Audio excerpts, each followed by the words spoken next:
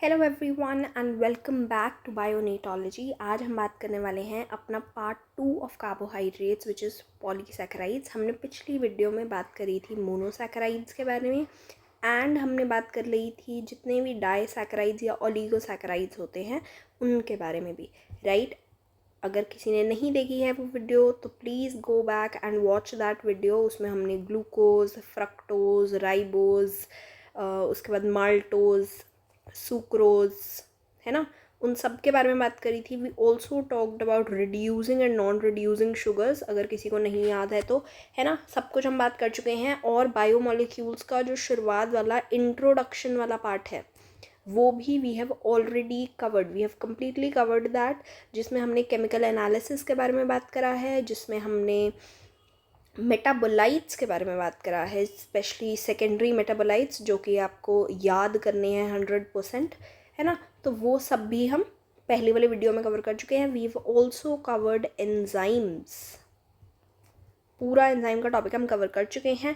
आज हम बात करेंगे पॉलीसैकेराइड्स के बारे में। क्या होते हैं पॉलीसैकेराइड्स, कितने टाइप्स के होते हैं, किस बेसिस पर टाइप्स होते हैं पॉलीसैकेराइड्स के, है ना।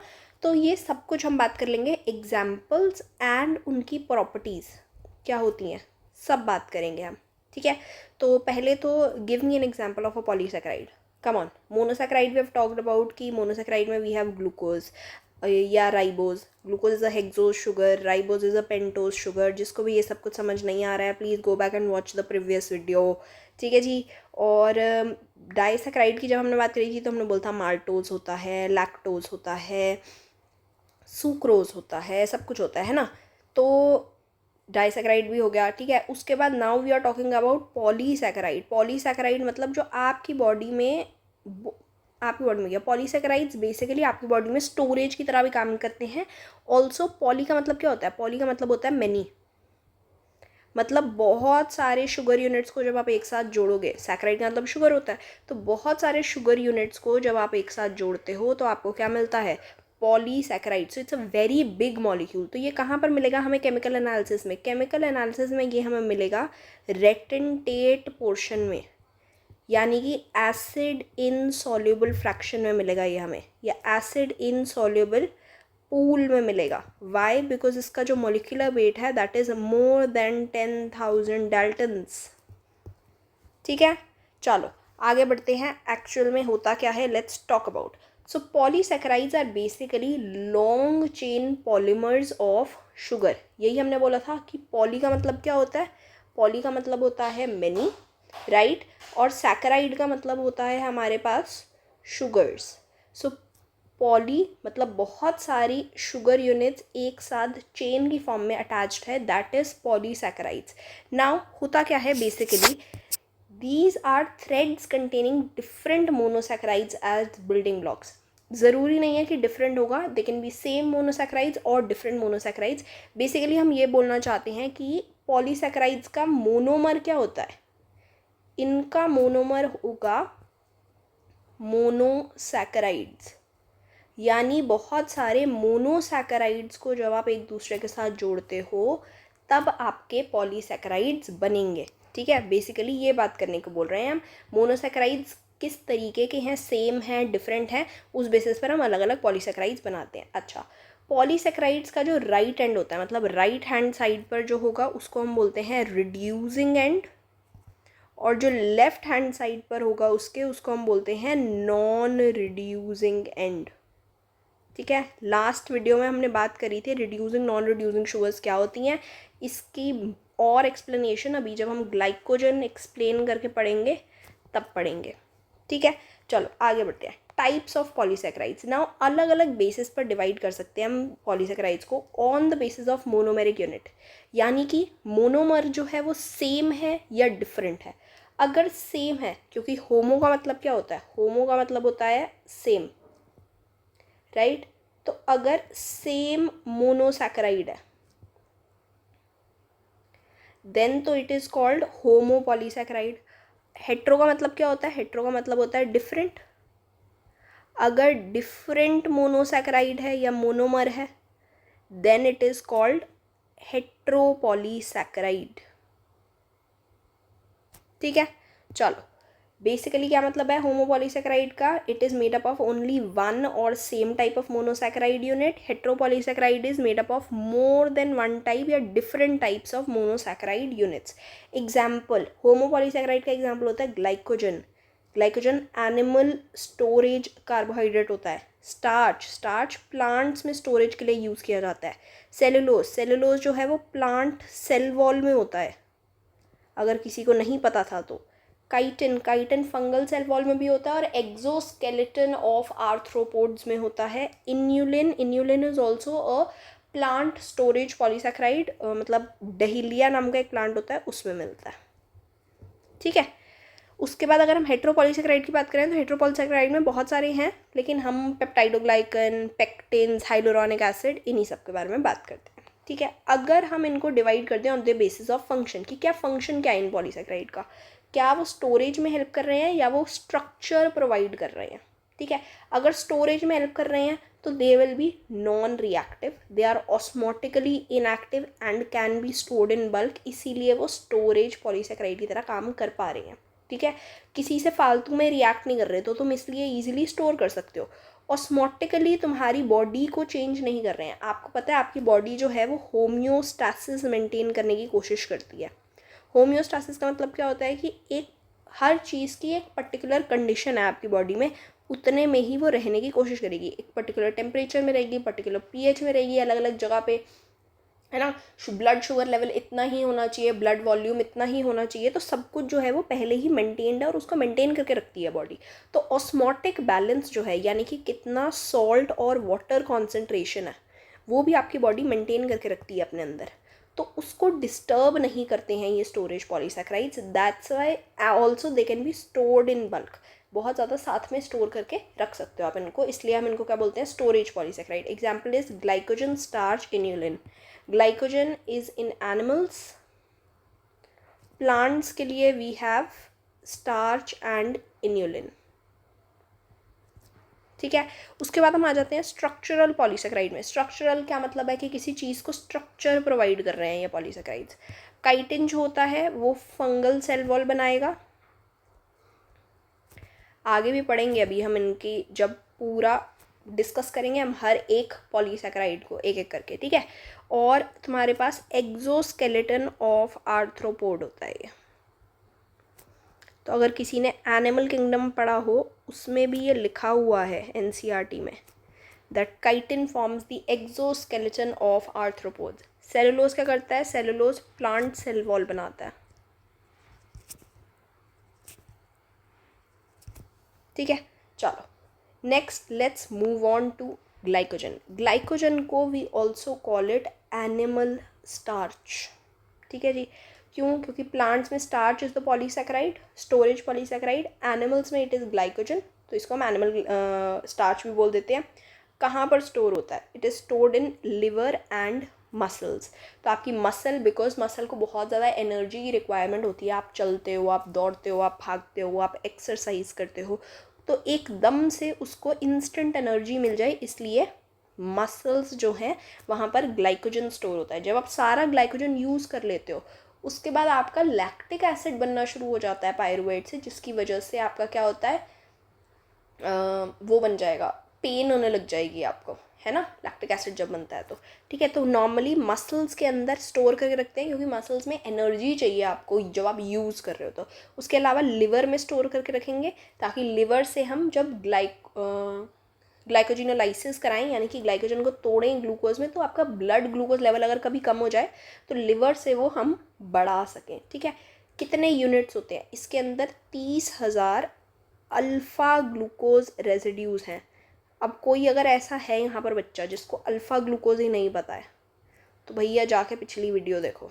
अल्फ़ा ग्लूकोज क्या होता है? It's an anomer of glucose जिसमें कि हाइड्रोक्सिल ग्रुप नीचे वाली साइड पर होगा, है ना. तो नीचे मैंने ग्लाइकोजन बना रखा है, पर हम यहाँ पर आपको एक अल्फ़ा ग्लूकोज यूनिट बना के दिखा देते हैं ताकि आपको कोई कंफ्यूजन ना रहे.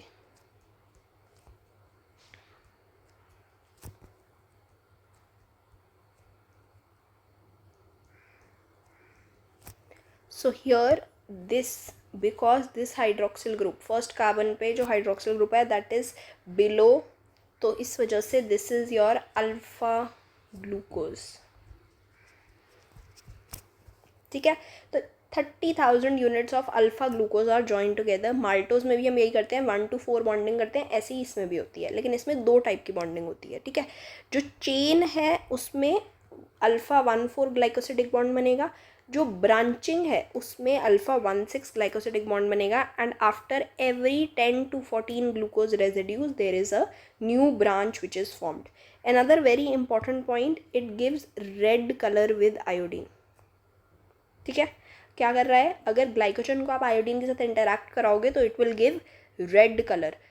एनसीईआरटी में ये वाला पॉइंट मेंशन नहीं है, एनसीईआरटी में सिर्फ स्टार्च आयोडीन के साथ कौन सा कलर देता है या सेलुलोज क्या करता है वो मेंशन है, बट ये भी पता होना चाहिए। ठीक है, now let's talk about glycogen का स्ट्रक्चर। जो हमने ऊपर अभी बात करी है उसको एक बार फिर से पढ़ लेते हैं। मेन चीज़ क्या है इसमें, जो आपके अल्फ़ा ग्लूकोज है, अच्छा इसमें मैंने ना OH और H मेंशन नहीं कर रखा, वो मैं आपके लिए अभी कर देती हूँ। ठीक है, तो सारे जितने भी हैं हमें क्या बनाने हैं, हमें अल्फ़ा ग्लूकोज बनाने हैं।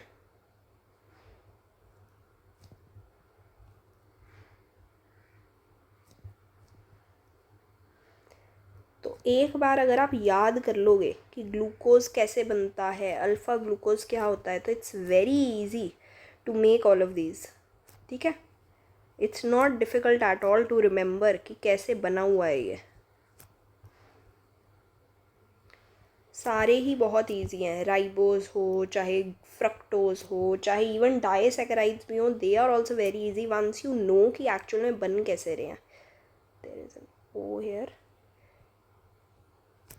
ठीक है, ऐसे करके आपका बन रहा है। तो बेसिकली क्या हो रहा है, जब आपका ये वाला अल्फ़ा ग्लूकोज ये वाले अल्फ़ा ग्लूकोज के साथ बॉन्डिंग कर रहा है तो बीच में क्या बन रहा है, अल्फ़ा 1,4 ग्लाइकोसिडिक बॉन्ड बन रहा है। जैसे हमारा नॉर्मल, हमने जब माल्टोज बनाया था तो हमने 2 ऐसे ही अल्फ़ा ग्लूकोज जोड़े थे, है ना, और बीच में हमारा ऐसे करके एक बॉन्ड बना हुआ था, ग्लाइकोसिडिक बॉन्ड।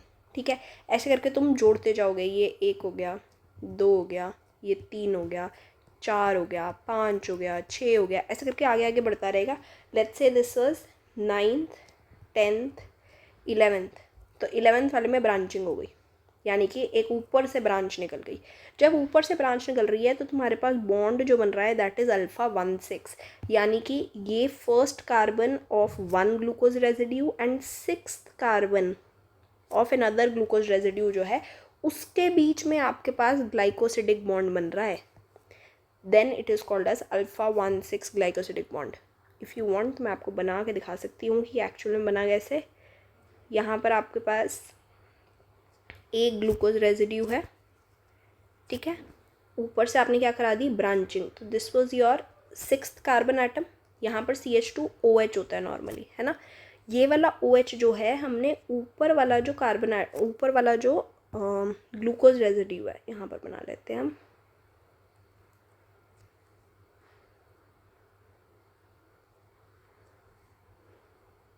ठीक है, यहाँ पर क्या था, अल्फ़ा ग्लूकोज है, तो यहाँ पर ये वाला OH होगा। अब हमें क्या करना है, वाटर रिमूव करना है और ग्लाइकोसिडिक बॉन्ड बनाना है। तो वाटर रिमूव करने के लिए यहाँ से हमने H हटाया, यहाँ से हमने OH हटाया और इनके बीच में इस O और इस CH2 के बीच में बॉन्ड बना दिया। यही बना हुआ है यहाँ पे। यहाँ पर जो OH लगा हुआ था पहले वो हट गया और यहाँ पर जो H था ये पूरा जो है वाटर जो है रिमूव हो गया और ये आपका बॉन्ड बन गया। This is your alpha 1,6 glycosidic bond जो कि ब्रांचिंग के टाइम पे बन रहा है। और ब्रांच कितने टाइम के बाद हो रही है, एवरी 10 to 14 यूनिट्स के बाद एक नई ब्रांच निकल जाती है।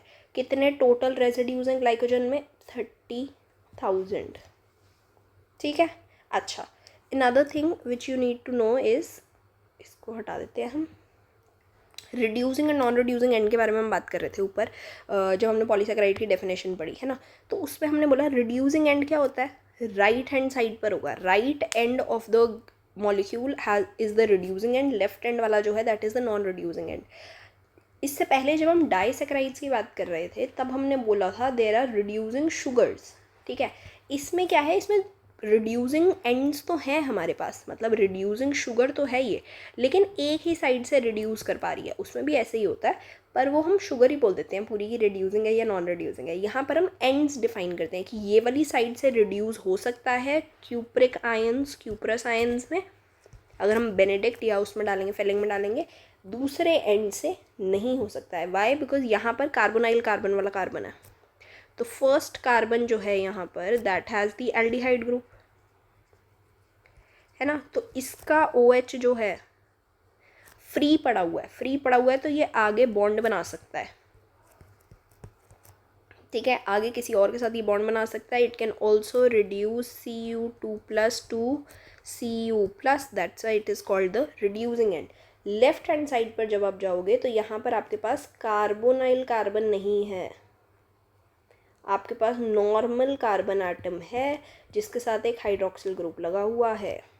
यहाँ पर एल्डिहाइड वाला ऑक्सीजन जो था उसके साथ हाइड्रोजन लगा हुआ है, वो हाइड्रोक्सिल ग्रुप है ये, ठीक है। यहाँ पे एल्डिहाइड वाला कार्बन नहीं है, तो this is the non reducing and, left side वाला।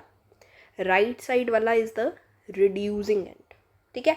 तो ये याद रखना है, R से रिड्यूसिंग, R से राइट साइड, ठीक है। तो राइट साइड वाला रिड्यूसिंग एंड है, तो लेफ्ट साइड वाला अपने आप नॉन रिड्यूसिंग हो गया। वेरी सिंपल, R से रिड्यूसिंग होता है, R से राइट हैंड होता है, तो राइट हैंड साइड वाला रिड्यूसिंग, लेफ्ट हैंड साइड वाला नॉन रिड्यूसिंग, ठीक है।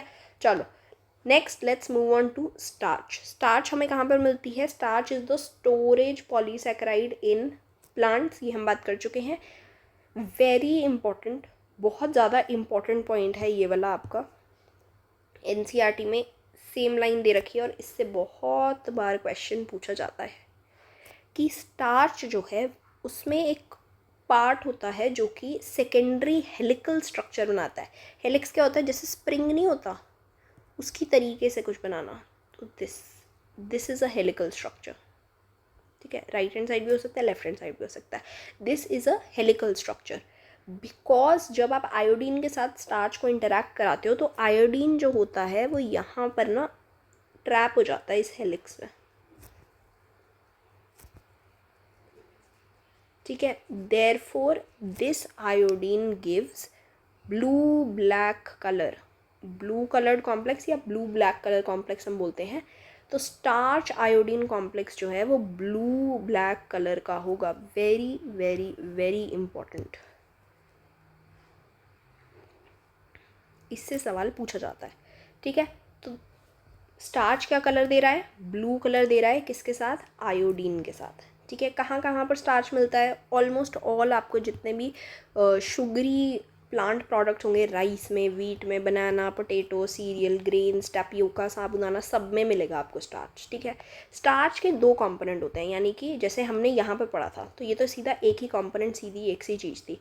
स्टार्च के होते हैं दो कंपोनेंट्स, ठीक है। दो अलग अलग कंपोनेंट्स है, एक है अमाइलोज, एक है अमाइलोपेक्टिन।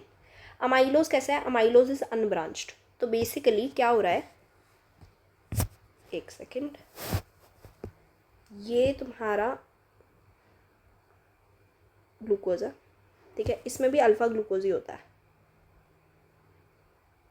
अब मैं पूरा OH CH2OH नहीं लगा रही हूँ, मैं बस तुम्हें दिखा रही हूँ। तो इसमें सिर्फ बिकॉज कोई ब्रांचिंग है ही नहीं, तो सिर्फ α1,4 बॉन्डिंग होगी, ठीक है। And this is the one which makes your helical structures, ठीक है। ऐसे करके सीधी सीधी सीधी सीधी सीधी चेन चल रही है। अमाइलोपेक्टिन क्या है? जैसे ग्लाइकोजन में ब्रांचिंग थी ऐसे इसमें भी ब्रांचिंग होगी,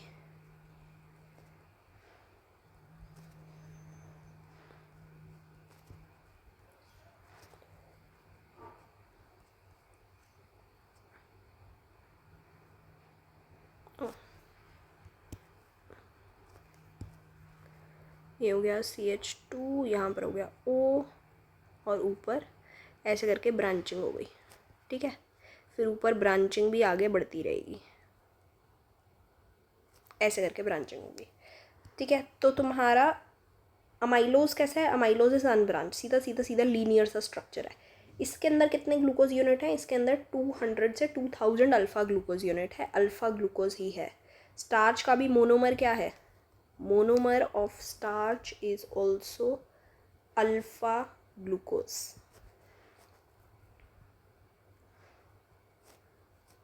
ठीक है, अच्छा ये क्या करेगा, हेलिकल स्ट्रक्चर फॉर्म करेगा after every 6 glucose unit, each turn में होंगे। तो हर एक टर्न में, मतलब ये एक टर्न है, तो ये एक टर्न जो आप ले रहे हो उसके अंदर कितने ग्लूकोज यूनिट्स हैं, उसके अंदर 6 ग्लूकोज यूनिट्स हैं। ठीक है, 1 to 4 अल्फा 1,4 लिंकेज होगी, ग्लाइकोसिडिक बॉन्ड है ये वाला। अमाइलोपेक्टिन कैसा है, amylopectin is branched in nature, branching है तो अल्फा 1,4 तो होगी, 1,4 तो सीधी सीधे जो चल रही है वो वाली लिंकेज तो होगी, उसके साथ साथ अल्फा 1,6 ग्लाइकोसिडिक लिंकेज भी होगी। नंबर कितना है इसका, 2000 to 20,000 अल्फा ग्लूकोज रेजिड्यूज हैं। ब्रांचिंग कितनी यूनिट्स के बाद हो रही है, 25 के बाद हो रही है। ग्लाइकोजन में कितने के बाद हो रही थी, 10 to 14 ग्लूकोज यूनिट्स के बाद। अमाइलोपेक्टिन में कितने यूनिट्स के बाद हो रही है, 25 ग्लूकोज यूनिट्स के बाद हो रही है। ठीक है, यही हेलिकल टर्न जो है, this is giving the blue colour of starch iodine complex. ठीक है, चलो next we come to inulin, very important. Inulin को वी ऑल्सो कॉल्ड फ्रक्टन। ठीक है, now there is something also called insulin. Please don't confuse this with this, S missing है एक, और वो एस जो है वो बहुत बड़ा डिफरेंस ले आता है। इंसुलिन इज अ प्रोटीन, ठीक है, it's a hormone, it is a proteinaceous hormone. Carbohydrate का बना ही नहीं हुआ है इंसुलिन। इंसुलिन किसका बना हुआ है, प्रोटीन का बना हुआ है। इन्यूलिन जो है वो कार्बोहाइड्रेट है, इट्स अ पॉलीसैकेराइड। तो कभी कभी आपको कंफ्यूज करने के लिए क्वेश्चन ये भी हो सकता है, which of the following is a protein और which of the following is a carbohydrate, और ऑप्शन में इन्यूलिन इंसुलिन दोनों ले रखा है। ठीक है, तो कंफ्यूज नहीं होना है उसमें। फ्रक्टन है यानी कि इसका जो मोनोमर यूनिट है दैट इज फ्रक्टोज। ठीक है, 30 to 35 रेजिड्यूज होते हैं। This is also storage polysaccharide, किसमें, roots and tubers of a plant called dahlia. ठीक है, अच्छा अब इन्यूलिन जो है वो हमारे लिए बहुत यूज़फुल भी है। क्यों, क्योंकि उसको हम यूज़ करते हैं GFR और KFT या RFT करने में। GFR क्या होता है, ग्लोमेरुलर फिल्टरेशन रेट चेक करने में।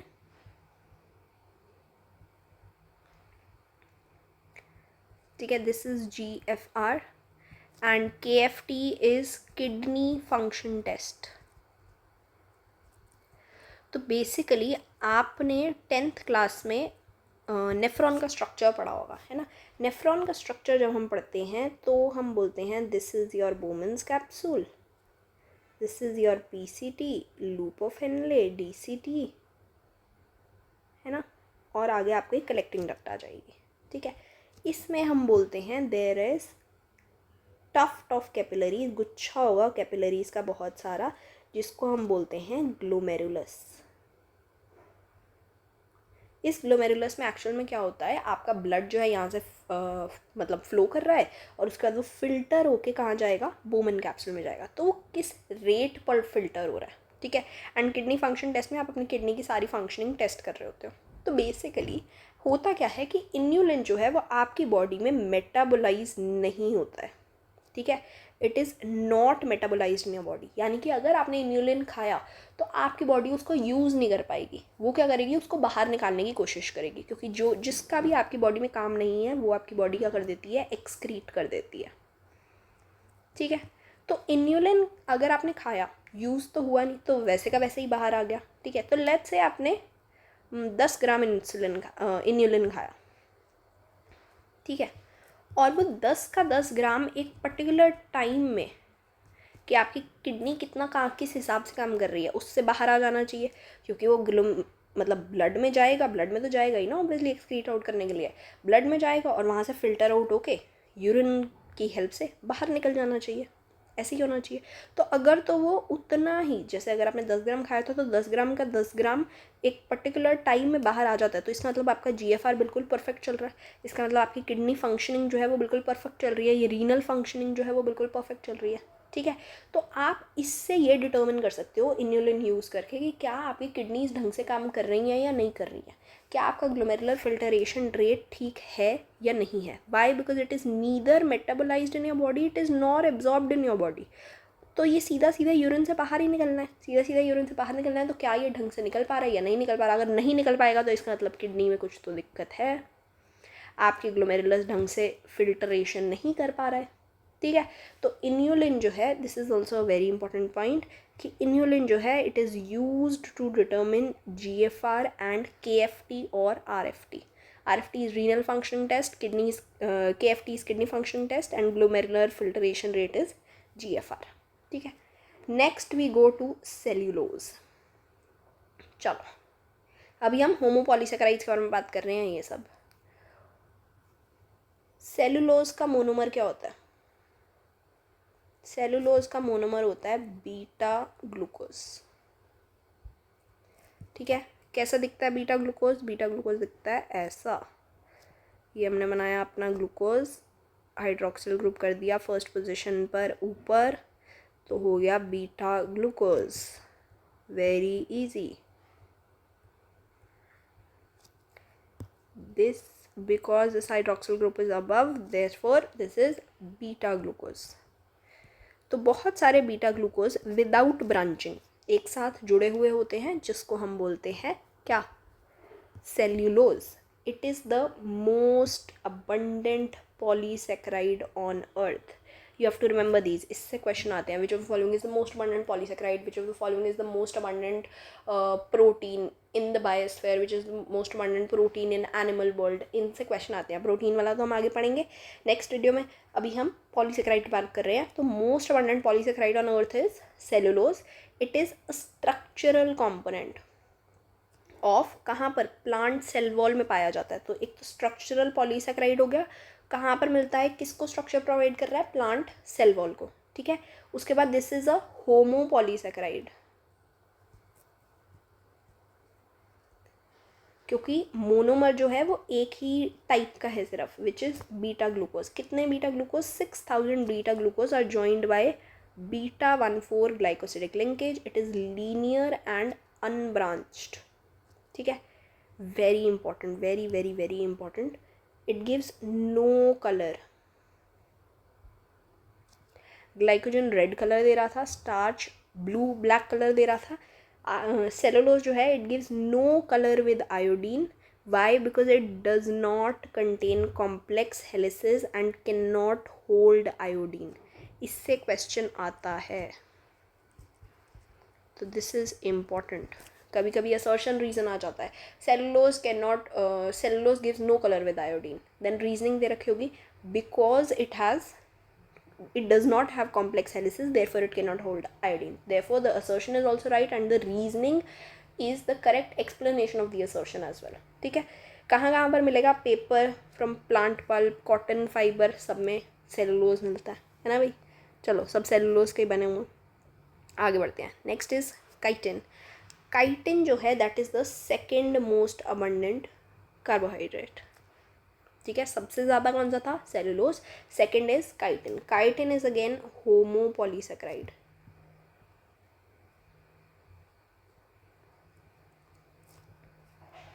ठीक है. इसका मोनोमर जो है, इसका मोनोमर होता है एन एसिटाइल ग्लूकोजामीन, जिसको हम नैग भी बोलते हैं. ग्लूकोजामीन, अब ये तुम कहोगे ये तो हमने मोनोसेक्राइड कभी पढ़ा ही नहीं. It is a derived monosaccharide. कल हमने बात करी थी इसके बारे में भी पिछली वीडियो में कि डिराइव्ड मोनोसेक्राइड्स क्या होते हैं. जब आप एक मोनोसेक्राइड के साथ या तो कुछ जोड़ दो या उससे कुछ निकाल दो. तो हमने ग्लूकोसामीन की बात करी थी. जब हम अमाइनो ग्रुप जोड़ देते हैं, एन एसिटाइल ग्लूकोसामीन है तो आपने एसिटाइल ग्रुप भी जोड़ रखा है और अमाइनो ग्रुप भी जोड़ रखा है, ठीक है. कहाँ कहाँ पर मिलता है? This is also structural polysaccharide.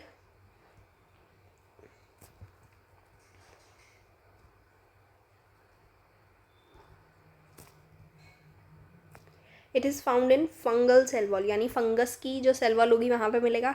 And exoskeleton of arthropods. क्या मतलब है एक्जोस्केलेटन ऑफ आर्थ्रोपोड्स का? Arthropods are mainly, it is the largest phylum in the animal kingdom. Arthropods, अगर किसी ने एनिमल किंगडम पढ़ रखा होगा तो उसको पता होगा आर्थ्रोपोडा क्या होते हैं. जिन्होंने नहीं पढ़ा है, आर्थ्रोपोडा का बेसिक मतलब ही यही होता है, जॉइंटेड अपेंडेजेस. यानी जिन भी एनिमल्स के पास जॉइंट्स होते हैं, उनके अपेंडेजेस में बहुत सारे जॉइंट्स प्रेजेंट होंगे, उनको हम बोलते हैं आर्थ्रोपोड्स। इसके अंदर बहुत सारे इंसेक्ट्स आ जाते हैं, आपके क्रैब्स आ जाएंगे, प्रॉन्स आ जाएंगे, ठीक है, बहुत सारे एनिमल्स आते हैं इससे, butterflies, cockroaches, flies, grasshopper, crab, prawn, बहुत सारे ऑर्गेनिजम्स आते हैं। मतलब मोस्टली आपकी वर्ल्ड में जितने भी एनिमल किंगडम में ऑर्गेनिज्म है, they belong to the phylum arthropoda, ठीक है। तो इनका जो एक्सोस्केलेटन है, एक्सोस्केलेटन का क्या मतलब है, इनका जो बाहर की तरफ स्केलेटन है। हमारे पास क्या होता है, हमारे पास होता है एक एंडोस्केलेटन, जो कि हम बोलते हैं it is formed of bones and cartilages, है ना। बोन्स और कार्टिलेज का बना हुआ होगा हमारा एंडोस्केलेटन। इन एंडोस्केलेटन मतलब क्योंकि हमारी उसके बाहर स्किन भी होती है, फिर नेल्स और जो हेयर होता है उसको हम एक्सोस्केलेटन बोलते हैं, या हूव्स वगैरह जो बाकी एनिमल्स में मिलते हैं। एक्सोस्केलेटन मतलब जो बाहर की तरफ है स्केलेटन, उसको हम एक्सोस्केलेटन बोलते हैं। तो जो भी इंसेक्ट्स हैं, कॉकरोचेस हैं, उसके बाहर की तरफ काइटिन की लेयर लगी हुई होती है, ठीक है। तो it gives that structure to those animals. So it is present in exoskeleton of arthropods. इससे एनिमल किंगडम में भी क्वेश्चन आता है, ठीक है। So this is important, you need to remember this is important. Fungal cell wall का भी question आता है जब आप बायोलॉजिकल क्लासिफिकेशन पढ़ते हो ना, तो उसमें हम बात करते हैं कि फंगस की सेल वॉल किसके बनी होती है, काइटिन की बनी हुई होती है, ठीक है। इसमें कैसी लिंकेज है, β14 ग्लाइकोसिडिक लिंकेज है। This is also linear, it is not branched, ठीक है। चलो आगे बढ़ते हैं। हेट्रोपॉलीसैकेराइड्स, हेट्रोपॉलीसैकेराइड्स मतलब डिफरेंट मोनोसैकेराइड यूनिट्स हैं इसके पास। मतलब एज अभी तक जो हमने पढ़ा, या तो सिर्फ अल्फ़ा ग्लूकोज था, या तो सिर्फ बीटा ग्लूकोज था, या सिर्फ फ्रक्टोज था, या सिर्फ एनिस्टाइल ग्लूकोजामीन था, यही थे सिर्फ, ठीक है। अब हमारे पास अलग अलग मोनोसैकेराइड होंगे। One is peptidoglycan. Peptidoglycan firstly it is branched, कहाँ मिलता है, बैक्टीरियल सेल वॉल में मिलता है। दो चीज़ों से बना हुआ है। मोनोमर क्या है, एक तो है एन एसिटाइल ग्लूकोजामीन, दूसरा है एन एसिटाइल म्यूरामिक एसिड, ठीक है। लिंकेज क्या है इन दोनों के बीच में, β14 ग्लाइकोसिडिक लिंकेज है, ठीक है। ऐसे करके बहुत लंबा होगा, सिर्फ मैंने तो दो सिर्फ तुम्हें कि तुम्हें समझ आ जाए कि क्या है, इसलिए बनाया है ऐसे कि नैग और नैम एक दूसरे के साथ जुड़े हुए होंगे, ठीक है। एक्चुअल में होता क्या है, जैसे आपकी बॉडी में ना कुछ फिजियोलॉजिकल बैरियर्स होते हैं, इम्यूनोलॉजिकल बैरियर्स, है ना। तो फिजियोलॉजिकल बैरियर्स क्या करते हैं कि वो कुछ रिलीज़ करेंगे जिसकी हेल्प से आपकी कोई फॉरेन चीज़ आपके अंदर ना आ पाए। तो जब भी बैक्टीरिया वगैरह एंटर करने की कोशिश करेगा, तो आपकी बॉडी जो है, कभी कभी अगर आइज़ में एंटर करेगा तो टीयर्स रिलीज़ होते हैं, सलाइवा होता है उसके अंदर। इन सब के पास लाइजोजाइम होता है। लाइजोजाइम क्या करता है, ग्लाइकोसिडिक बॉन्ड जो है उसको डीस्टेबलाइज कर देता है बैक्टीरियल सेल वॉल में, ठीक है। तो ये वाला जो बॉन्ड है ना, इसको डीस्टेबलाइज कर देगा। ये टूट जाएगा तो आप बैक्टीरिया की सेल वॉल टूट जाएगी, तो उसको मारना बहुत ईजी हो जाएगा। Therefore it acts as antibacterial. तो आपकी बॉडी ने खुद ने मैकेनिज्म बना रखे हैं, पता है, कि भैया इन्फेक्शन ना हो। फिर भी कभी कभी बैक्टीरिया, वायरसेस जो हैं आपकी बॉडी में एंटर कर जाते हैं, तो दे आर वेरी रेजिस्टेंट, ठीक है। लेकिन ऑल्दो आपकी बॉडी तो पूरी कोशिश करती है। तो एक्चुअल में करता क्या है, लाइजोजाइम कैसे काम कर रहा है, वो पेप्टाइडोग्लाइकन का ग्लाइकोसिडिक बॉन्ड तोड़ने की कोशिश कर रहा है, जिसकी हेल्प से आपका जो है ये सब हट जाएगा, ठीक है। Next we go to hyaluronic acid. आजकल बहुत सिरम्स वगैरह में हम देखते हैं ये, अगर किसी ने एड्स वगैरह देख रखी हो, आजकल बहुत ऐसे स्किन केयर चल रहा है ना, कि 7 step skin care routine, morning का अलग है जी, नाइट का अलग है। उसमें बहुत सारे लोग, अगर आप देखोगे इवनिंग या नाइट का, तो उसमें अगर आप देखोगे तो बहुत सारे लोग हाइलुरोनिक एसिड के सिरम्स जो हैं वो आपको मतलब इन्फ्लुएंस करने की कोशिश करेंगे कि आप ये खरीद लीजिए। क्यों कर रहे हैं, because it is ground substance of connective tissue. Connective tissue में हाइलुरोनिक एसिड जो है वो बहुत ज़्यादा पाया जाता है। It gives strength and flexibility two cartilage and tendons. तो आपकी जो स्किन है उसको वापस से वो टाइटनिंग प्रोवाइड करने का काम करता है, फ्लेक्सिबिलिटी प्रोवाइड करता है। मोनोमर्स क्या होते हैं इसके, D glucuronic acid and N acetyl glucosamine which is NAG, ठीक है। तो हाइलुरोनिक एसिड, ये सिरम वाला हाइलुरोनिक एसिड की हम बात नहीं कर रहे हैं, ठीक है। ऑल्दो वैसे भी लगाने से बहुत ज़्यादा फ़ायदा नहीं पड़ता, आप जितना ज़्यादा कुछ खाओगे ऐसी वाली चीज़ का, वो आपकी बॉडी जो है वो ज़्यादा एब्जॉर्ब करेगी, क्योंकि स्किन की भी लेयर्स जो हैं वो इतनी ज़्यादा पेनिट्रेबल नहीं होती हैं, तो वो बहुत सब कुछ नहीं ले सकती है एकदम से, ठीक है। लेकिन हाइलुरोनिक एसिड जो है इट्स आपकी बॉडी में बहुत सारी जगह पे मिलता है hyaluronic acid, and it's very very good for your connective tissue, it's very good for your skin as well, ठीक है। Next we come to mucilages. Mucilages क्या होते हैं? Mucilages also a type of polysaccharide, mucopolysaccharides भी हम इनको बोलते हैं, ठीक है। They are also found in the ground substance of your connective tissues. Few of your connective tissues, they are slimy, ठीक है। Slimy substance which are found plants में भी हो सकते हैं। किस किस में हमने देखने को मिला है? ओकरा में देखने को मिलता है, इसबगोल में देखने को मिलता है। अगर किसी को डायरिया वगैरह हो तो इसबगोल सजेस्ट किया जाता है, एडवाइस किया जाता है। ओकरा इज़ भिंडी, जिसको ना पता हो, लेडी फिंगर, ठीक है, उसको हम क्या बोलते हैं? ओकरा। तो जब अगर किसी ने कभी अपनी मम्मी की हेल्प करने की कोशिश करी हो किचन में, तो भिंडी जब तुम काटते हो तो उसमें से ऐसे कुछ स्लाइमी सा, जब आप नाइफ़ यूज़ करोगे तो आपका नाइफ़ इवन भी बहुत स्लाइमी सा हो जाता है, क्योंकि जब आप काटोगे तो उसमें से वो स्लाइमी सा कुछ निकल रहा होगा, वो स्लाइमी इज़ म्यूसिलेजेस। ऐसे ही स्नेल म्यूसिन भी आजकल लोग यूज़ करते हैं अपने फेस पे लगाने के लिए, तो दैट इज़ ऑल्सो ऑल वो स्किन केयर वाला। अगार जो होता है that is also one of the mucilages. It is obtained from red algae. Again, we are talking about biological classification. It is used as a culture medium in laboratories. Basically bacterias जो होते हैं को अगर grow कराना है तो उनको आपको कुछ न्यूट्रिटिव मीडियम देना होगा, यानी जैसे हमें खाना चाहिए होता है, ऐसे बैक्टीरिया को भी तो कुछ खाना चाहिए ना। तो अगर आप कोई लैब में काम कर रहे हो, कोई साइंटिफिक लैब में काम कर रहे हो, आप किसी चीज़ पे काम मतलब कुछ इन रिसर्च करने की कोशिश कर रहे हो, तो वहाँ पे आपको बैक्टीरिया ग्रो करने हैं, ठीक है। तो आपको बैक्टीरिया को खाना देना होगा, तो उसका जो न्यूट्रिटिव मीडियम है दैट कैन बी अगार। बहुत लोग मेनली अगार यूज़ करते हैं। अगर आप किसी मतलब DU वगैरह के कोई कॉलेज में जाए, वहाँ पर जो जितने भी लैब्स वगैरह में काम हो रहा होता है, वहाँ पे मोस्टली अगार ही यूज़ किया जाता है। बैक्टीरिया के साथ तो मोस्ट ऑफ द टाइम अगार जो है वो यूज़ किया जाता है एज अ न्यूट्रिटिव मीडियम, ठीक है। Another is chondroitin sulphate and keratin sulphate, these are also polysaccharides, ठीक है। तो इसको हम 4th नंबर दे देते हैं, इसको हम 5th नंबर दे देते हैं। कॉन्ड्रोइटिन सल्फेट कहाँ मिल रहा है? आपके साइनोवियल फ्लूइड में। साइनोवियल फ्लूइड कहाँ पर होता है? साइनोवियल जॉइंट्स के अंदर।